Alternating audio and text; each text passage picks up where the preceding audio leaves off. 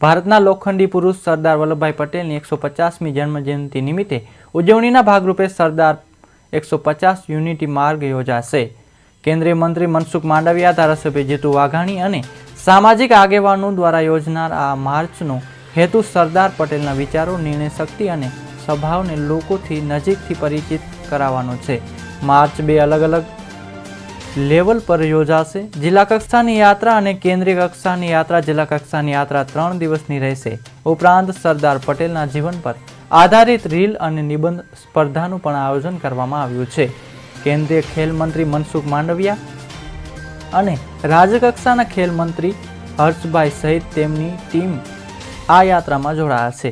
લોહ પુરુષ સરદાર પટેલની 150મી જન્મજયંતિ માત્ર ઉજવણી પૂરતી જ નહીં, પરંતુ વ્યાપક રીતે લોકોમાં જાગૃતિ, તાલીમ અને સરદાર પટેલના વિચારોનો પરિચય કરાવવા માટે આયોજન કરવામાં આવ્યું છે।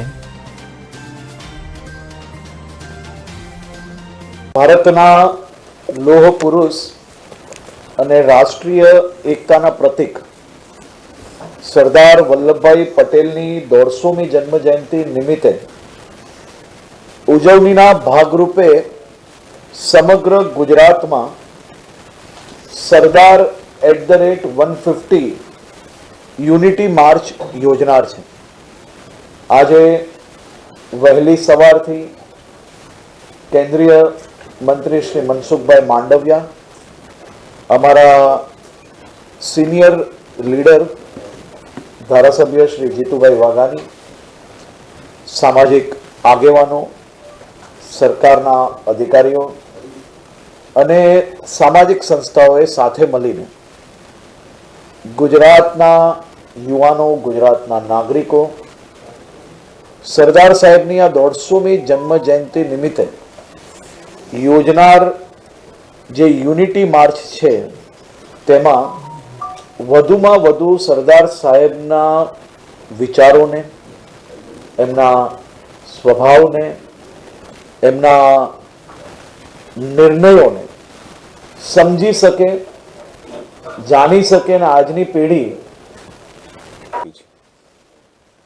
એક લોહ પુરુષની 150મી જન્મજયંતિની ઉજવણી એ માત્ર સીમિત ન રહે। આપણા મહાપુરુષો નરેન્દ્રભાઈએ માત્ર પુસ્તકોમાં ન રહે, વર્તમાનને નવી પેઢીમાં એમના વિચારો આમેલ સામેલ થાય, વ્યવહારમાં એ દેખાય।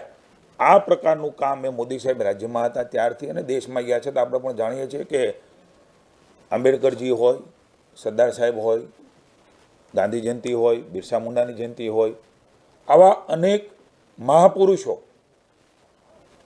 એમના માટે થઈને એમની જન્મજયંતિની ઉજવણીઓ એ વિશિષ્ટ રીતે કરી છે।